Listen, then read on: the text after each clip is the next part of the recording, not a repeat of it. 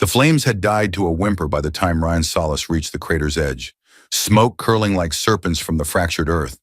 The wreckage of the alien outpost sprawled before him like the shattered bones of a dying god.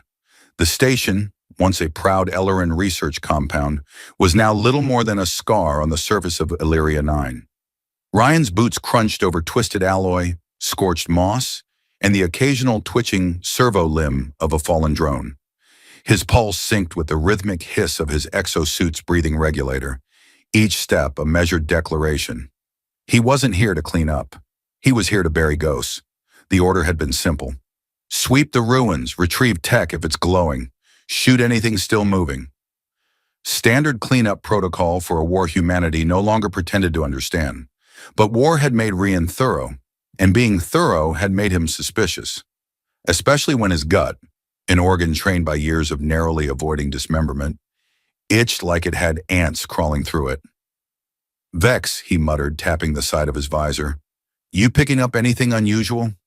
The AI in his helmet crackled to life with the voice of a thoroughly bored librarian.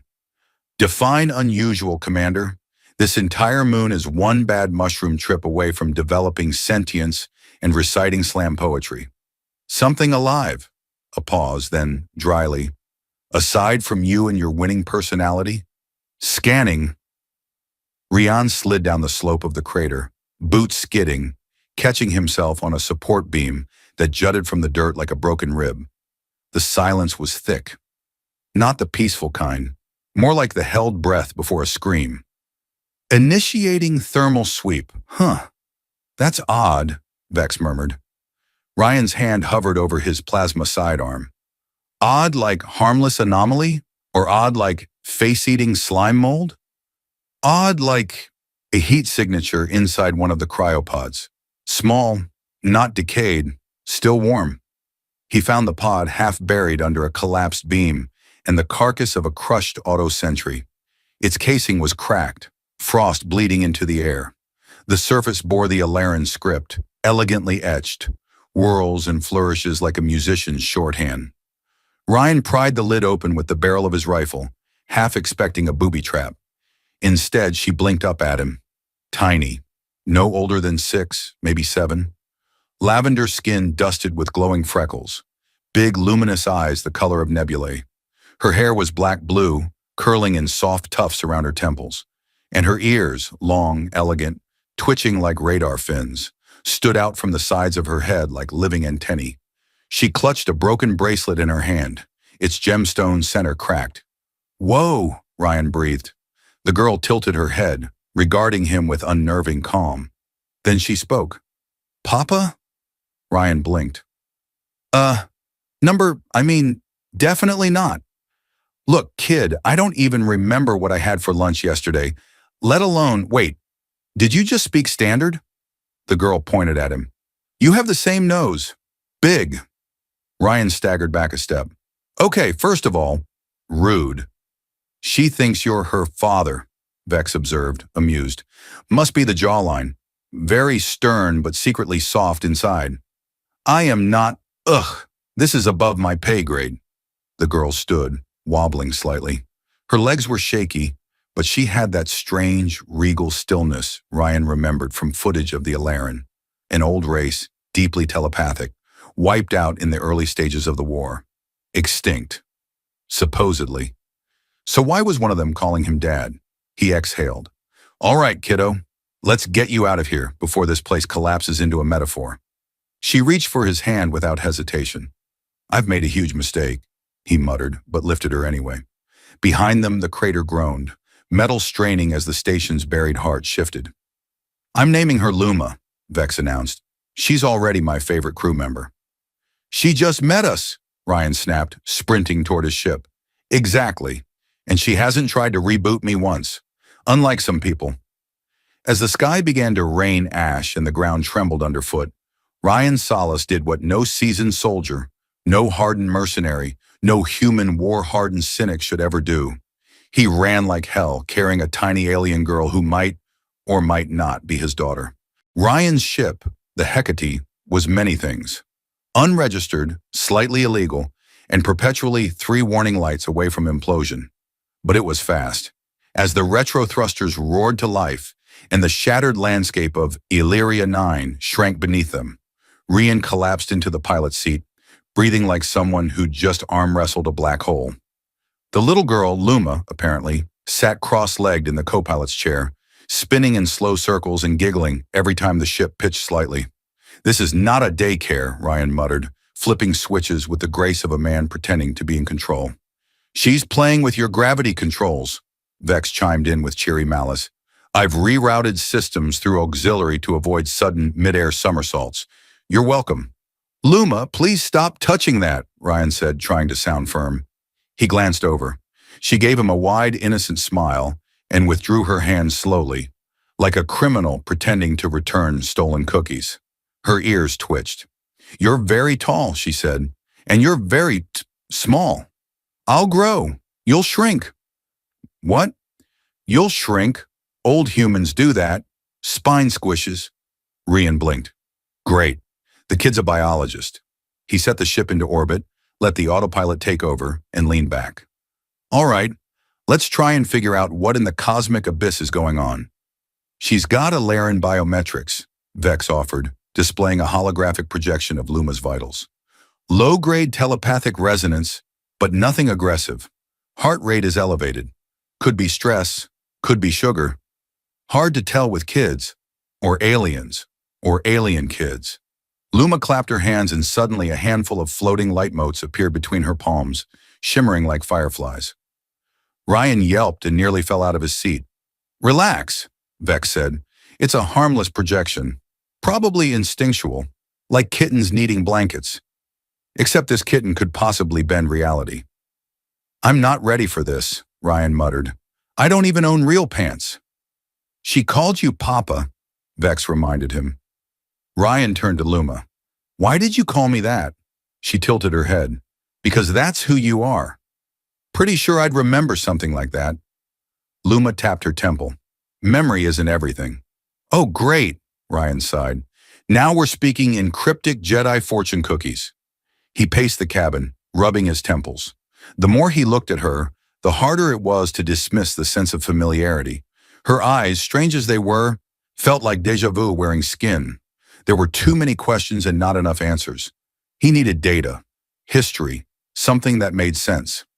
"Plot a course to the Varelli Drift," he said. Vex whirred. "That's a Class 3 quarantine zone. Last I checked, the AI archives there were being used as target practice by pirate guilds." "Exactly, no one goes near it. And there's a pre-war Oracle terminal still buried in its core, old enough to have data on Project Eidolon, or Ilarian experimentation, or whatever this is." Vex made a noise like a sigh. "Fine, but if the ship gets space scurvy, I'm blaming you." "Ships can't get scurvy. Not with that attitude."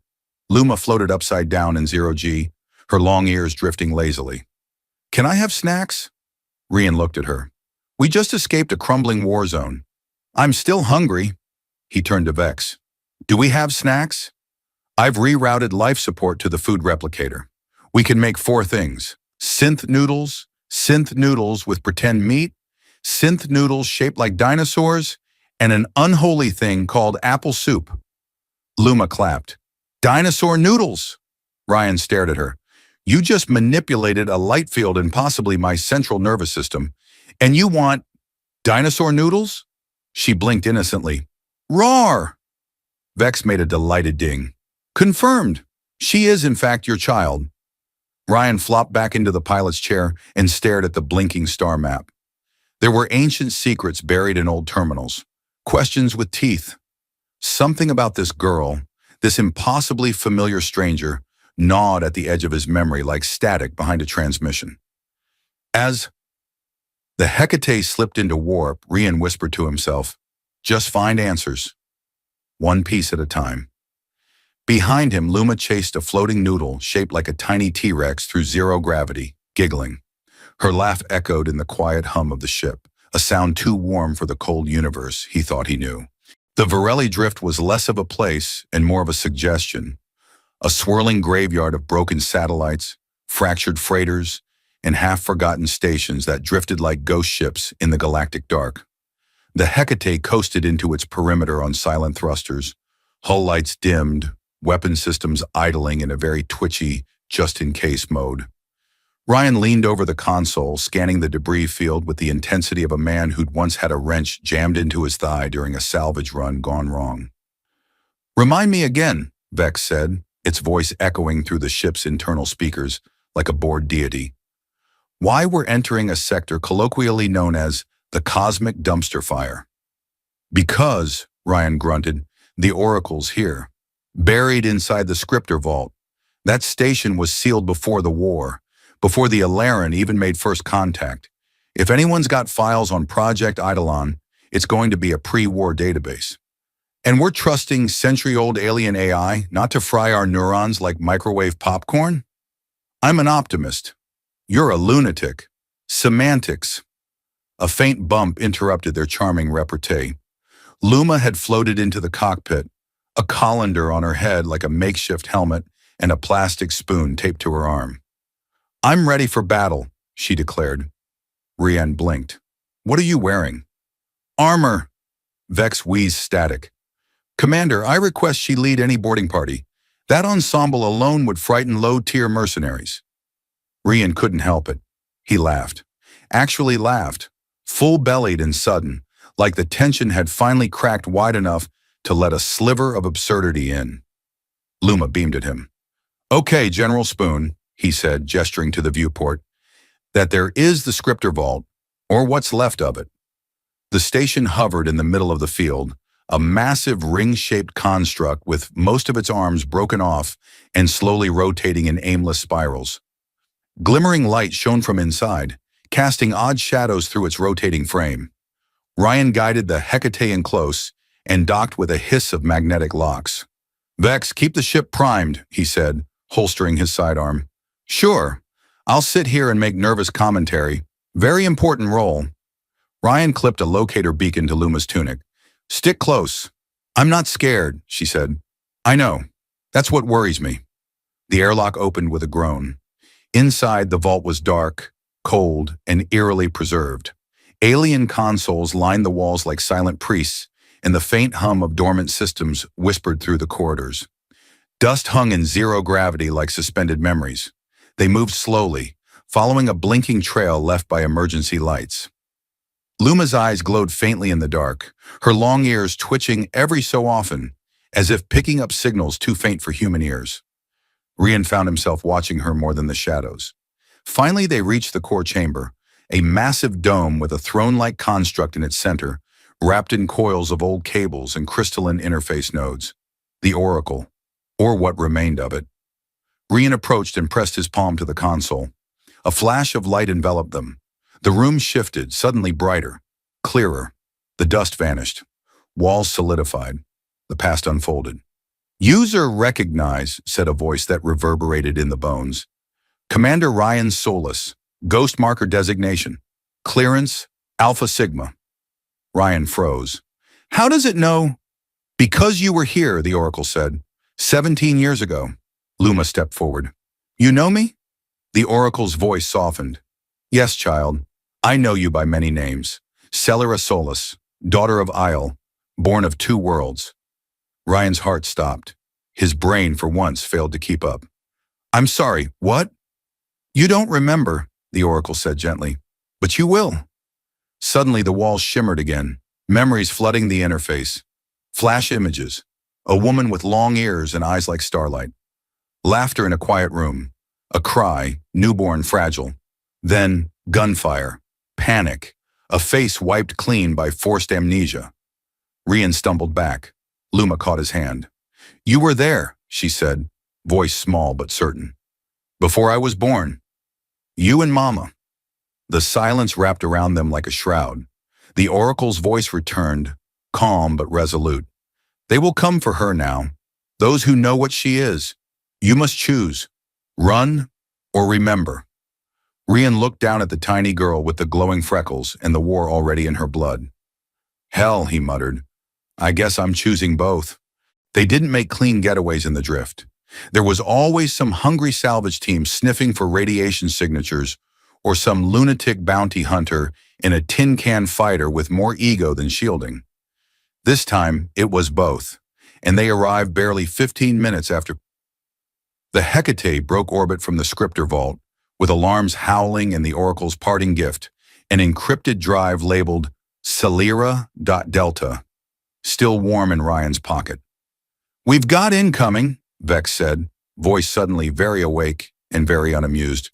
"Multiple bogies, 3 fast interceptors, 1 garbage barge with guns?" Ryan snapped into the pilot's seat and kicked the thrusters into full burn. "Great. Space pirates. Are we ever going to get attacked by something normal, like a disgruntled vending machine?" "You really shouldn't antagonize vending machines," Vex muttered darkly. "I still haven't forgiven you for that synth coffee incident on Arctura 3. In the back, Luma floated upside down in zero gravity again, arms folded, watching the stars whip past with mild curiosity. She didn't seem particularly fazed by the rapidly approaching danger. "Are they bad people?" she asked. "They're worse," Ryan grunted, rerouting power to shields. "They're people who think being bad makes them interesting." "They're just hungry," she said, blinking slowly. "And itchy." Ryan raised an eyebrow. "Did you just, sense their skin conditions?" "They should bathe more," she added as if offering a weather report. A sharp impact rattled the hull. An ion round slammed into the port stabilizer. "Okay, talk later," Ryan snapped. "Time for defensive maneuvers." "Commander, I must point out," Vex said in a tone of diplomatic sarcasm, "that zigzag and hope is not a sustainable flight strategy. Worked last time. Last time, we ended up crash landing in a jellyfish forest. It was an adventure. It was a lawsuit." Ryan jerked the controls left, threading thus the Hecate between 2 jagged hunks of debris. The pirate fighters followed, but the garbage barge, slower and probably held together with chewing gum in denial, lagged behind. "Luma," he said, panting, "you got anything in that adorable head of yours that might help us shake these guys?" She tilted her head, then held her hands up and closed her eyes. A faint shimmer ran down her arms. "Please don't explode," Ryan muttered, "or summon a god, or age us all into raisins." She opened her eyes. "The field ahead. Take us into it." "What? The one filled with magnetic shards and ferrous gas clouds? That field?" "Yes," she said brightly. "It's squiggly." Ryan didn't have time to argue. He dove the ship into the cloud bank. Immediately, everything outside the viewports turned murky, golden light streaking through iron mist like sunbeams through blood. The pirates followed. Big mistake. The first fighter lost its nav system when a chunk of ionized metal punctured its dish. The second spun into a spiral trying to dodge magnetic interference. The third simply vanished, a flash of light swallowed by a gravity pocket. "Remind me to never question the squiggly again," Ryan muttered. They burst out the other side, limping but alive. "Damage report?" he asked. "We've lost primary comms, the aft toilet, and all dignity," Vex replied. "Also the starboard engines singing a tune I don't like." "Can we make it to port?" Vex paused. "Define make it." Luma drifted closer and pressed her forehead gently against Ryan's shoulder. "You were really brave." He gave her a sideways glance. "That, or really stupid." She grinned. "Maybe both." "Like Mama." He froze, just a breath, just a second. "Tell me about her," he said. Luma's ears twitched. She had a voice that felt like water, and eyes like yours, but sadder. The words settled heavy in his chest. "I wish I remembered." She squeezed his hand. "It's okay. I remember enough for both of us." The Hecate limped toward the nearest jump gate, trailing sparks and sass. Behind them, the drift began to close its cloudy jaws, hiding secrets, ships, and maybe pieces of the past. Ryan didn't look back. Not yet. The Hecate limped into dock at Ether Point Station with all the grace of a dying whale trying to parallel park. Metal scraped against the docking arm, and a faint shower of sparks rained over the cargo bay as the artificial gravity flickered twice before stabilizing with a groan, like the ship itself was trying to hold in a sneeze. "Well," Vex announced as systems powered down with exhausted chirps, "we've arrived, miraculously. Please refrain from kissing the floor, Commander. It's probably radioactive." Ryan unbuckled his harness and rubbed his face with both hands. "We survived pirates, a psychic kid, and a debris cloud that actively tried to turn us into shrapnel soup. I'm kissing something. Maybe the bartender, Vex offered. He's got a very generous forehead. Luma peeked around the cockpit door, chewing on something that may have once resembled a dinosaur-shaped noodle, but now looked more like a chewed-up map of a forgotten continent. Can I go with you? She asked. Ryan turned in his seat. Ether Point isn't exactly child-friendly. Too many smugglers, pickpockets, ex-wives. Luma blinked. What's an ex-wife? A strategic error. That sounds serious. It was. Let's not talk about it. He paused, looking down at her. Despite the jokes and the chaos, something inside him tugged, gently but insistently, like a memory he didn't quite own. The Oracle's words echoed in the corners of his mind. You must choose, run, or remember. He hadn't decided which he was doing yet, maybe both badly. All right, he said finally. You stay close. No wandering off. No mind-melding anyone without asking first. She nodded solemnly. No melding. Got it. They descended into the station through a creaking airlock that smelled faintly of ozone, wet metal, and fried grease. Ether Point was a relic, a leftover from the first wave of colonization, now a floating pit stop for people with nowhere better to be. Neon signs blinked above rusted storefronts. Vendors shouted half-hearted deals on synthetic organs and counterfeit star maps. One robot was playing a harmonica. Badly. I love it here, Luma whispered, wide-eyed. That makes one of us. They pushed through the crowd until Ryan found what he was looking for, a crumbling service alcove marked Memory Dive, in flaking red paint. A tiny woman with metallic eyes sat behind the console, gnawing on a glow stick and muttering to herself. You still patch old synapse feeds? Ryan asked. She snorted. You still owe me a kidney? I'm here to make a deposit. She peered at him, then at Luma. That your clone? No. Looks like you. She's complicated. Good, the woman grinned. Those are the best kind. Minutes later, Ryan was lying in a dented neurodive rig, while Luma sat on a beanbag shaped like a squid, reading a digital comic that projected tiny animated explosions. The memory dive was cold, not physically, but soul deep, like plunging backward into a lake made of mirrors. Guided by the Oracle's data spike, the machine began to excavate pieces of his mind like fossilized bones. Flashes, faces, voices, the sound of Ayel laughing, bright and distant, her fingers brushing his cheek. A night beneath alien stars. Then, orders barked through comms. A mission gone sideways. Ayel bleeding in his arms. Cryo alarms screaming. The extraction of the embryo. His own mind unraveled, wiped clean to preserve operational secrecy. He gasped awake, soaked in sweat. Luma was still there, swinging her feet. Did it hurt? No, he lied. You remembered her, didn't you? He nodded slowly. Yeah, I remembered. And me? His voice cracked. Yeah. She crawled into his lap without a word and curled there, quiet and small. She used to sing to me, Luma whispered, before she died. Ryan held her a little tighter. I wish I could remember her voice. Luma looked up at him. Maybe I can show you. Her fingers touched his temple, and for a moment, in a flash of warmth and color, he heard it. Not clearly, but enough. Ayel's lullaby, in a language he didn't know, but understood all the same. He didn't speak after that, not because there was nothing to say, but because he was afraid he'd cry if he opened his mouth. The moon was broken. Selene 6 hung in orbit like a shattered pearl, a once beautiful archive world now fractured into a chain of jagged crescent masses, held together by magnetic scaffolding and the stubborn will of forgotten engineers. Rian guided the Hecate into the dead moon's inner ring, navigating carefully between floating debris and the occasional sparkling burst of static from ancient defense nodes still flickering to life, confused and angry. This place gives me the creeps, he muttered, flicking off the autopilot. That's because it's haunted, Vex replied cheerfully. Figuratively. Mostly, probably. Define mostly. Well, there's a 3% chance the AI network here spontaneously developed sentience after the moon cracked and has been replaying its own trauma for the last 70 years in audio form. So you're making that up. You hope I am. Luma sat in the co-pilot's chair, legs swinging, her eyes fixed on the ghostly structures rotating outside. It's sad here, she said quietly. Yeah, Rian said.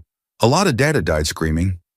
They docked at one of the remaining intact platforms, an angular bunker lodged into the moon's inner curve, its hull scorched, but its core surprisingly powered. The fract had been here recently.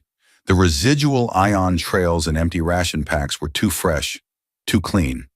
Someone had made a stand here, or staged one. As they entered the facility, the interior flickered to life. The walls pulsed faintly with light, like breathing metal. Screens blinked in strange geometric sequences. Luma paused in the hallway and tilted her head. They're watching. Who? She pointed upward. The ones that want me. They're close. Vex's voice cut in. Confirming, cloaked vessels just desynced from local space-time. 3 dread ships, massive energy signatures, fract technology. Rian cursed under his breath. How did they find us so fast? Maybe they were already here, Vex offered. You did just walk into a trap, Commander. I'd mark that as consistent with your brand. Appreciate the support. Ryan turned to Luma, kneeling. All right, kid. This is the end of the line. We either fight or we run and keep running. Luma didn't flinch. I want to fight. His gut twisted. You don't have to. She placed a hand on his chest, just over his heart. But you do, and you're scared. So I won't be. Before he could argue, the light snapped red. External doors blew inward with thunderous cracks, and figures spilled into the chamber. Black-armored fract agents with visors like insect eyes, moving like ghosts and wolves and executioners all at once. Ryan ducked behind a pillar and opened fire with sharp, clean bursts. Plasma rounds hissed through the air, taking out 2 before they could raise their rifles. Vex redirected internal defenses, activating a series of turrets that came alive with glee. Finally, I get to shoot something again. But they were outnumbered. Luma stood in the center of the room, untouched. The leader of the fract stepped forward. His armor was different, older, polished, ornate in a grim, elegant way. He removed his helmet, revealing a face Ryan hadn't seen in years. Hello, Solace. Rian froze. General Rune. You always did know how to pick your last stands, Rune said with a small smile. Hand over the girl. You know who she is, Rian said, voice low. I do, Rune replied. That's why she can't be allowed to live. At that, Luma stepped forward, her eyes glowing brighter, her freckles pulsing like constellations. Her voice rang out, not loud but commanding. You killed my mother. Rune blinked ever so slightly. You tried to erase my father. Her feet lifted off the ground, hovering, light trailing from her hands like ribbons. You're afraid of what I might become, she said, and you should be. A surge of energy exploded from her, not fire or lightning, but memory, pure memory, turned weapon. The fract soldiers staggered as past screams filled their heads, old orders, lost friends, betrayals they'd buried. Some collapsed, some screamed, some simply dropped their weapons and wept. Rune stood trembling, but unmoved. You're too powerful. She's not a weapon, Ryan said, stepping beside her. She's our future. Then he pulled the trigger. The plasma bolt hit Rune's center mass. The general didn't fall immediately. He looked almost relieved. Then the light drained from his eyes and he collapsed. Silence fell. Luma touched Ryan's hand.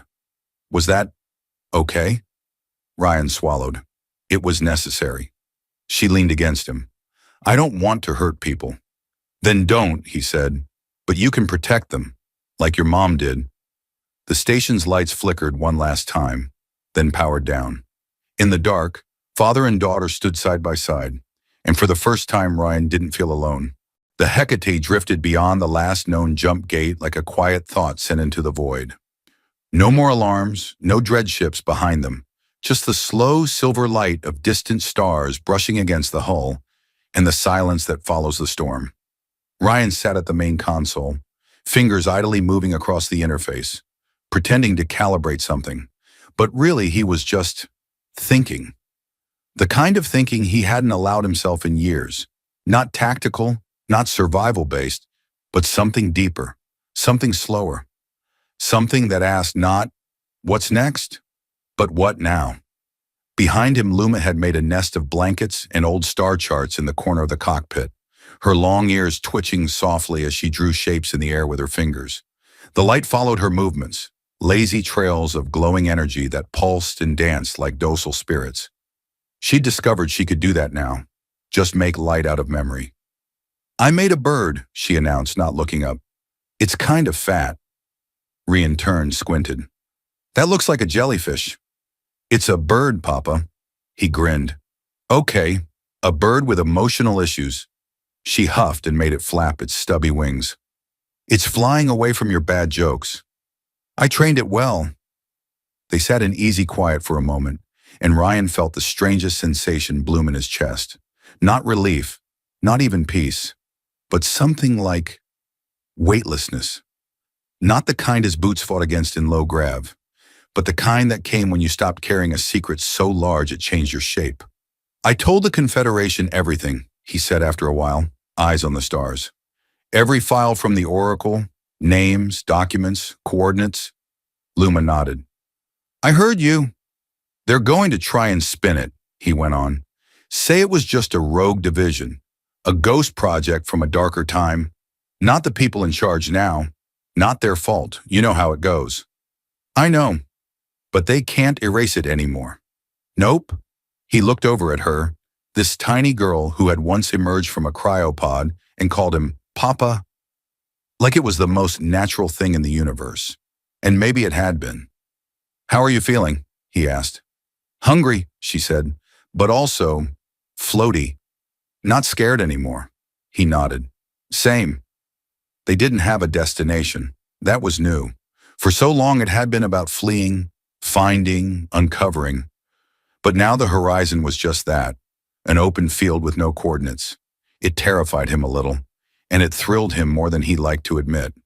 "You could do anything," he said softly. "Be anyone." "I want to be your kid," she answered without hesitation. "And maybe a teacher, like Mama." Ryan raised an eyebrow. "What would you teach?" "How to tell stories," she said, "and how to make people remember the truth." He reached over and tousled her hair. "That's the hardest job in the galaxy." "I know, that's why you need help." He let out a short laugh, but it faded into something quieter. "You've changed me, you know." She looked up. "I didn't mean to." "Good," he said. "Means it was real." There were other threads left behind. People who'd helped, people who'd hunted, old enemies who might yet crawl from the wreckage of collapsed projects. But they'd left the coordinates scrambled, their trail cold. For now, they were ghosts in the static, and he and Luma were just another anomaly in the stars. Vex crackled back to life after a long silence. "I ran a systems check. The ship still hates you, but we can fly." "Where to?" Ryan asked. "Anywhere," Vex replied. "Though I hear there's a planet of sentient ferns offering free hot springs to travelers with tragic backstories." Luma perked up. "Do they have snacks?" "They are snacks, technically." "You!" Ryan smiled. "Plot a course. Something new. Somewhere quiet." The nav screen pulsed, coordinates generated. A name blinked into view. Varus 3, unmapped, unclaimed, unafraid. Rian stood, walked over, and offered his hand. Luma took it without question. The ship turned slowly, the stars bending as the jump drive charged. And in the silence before the jump, before they left everything behind, Luma looked up and whispered, "Tell me a story." Ryan nodded, his voice low and warm. "Once there was a soldier who didn't know he had a heart until a little girl reminded it how to beat. Then they jumped, into light, into everything, together."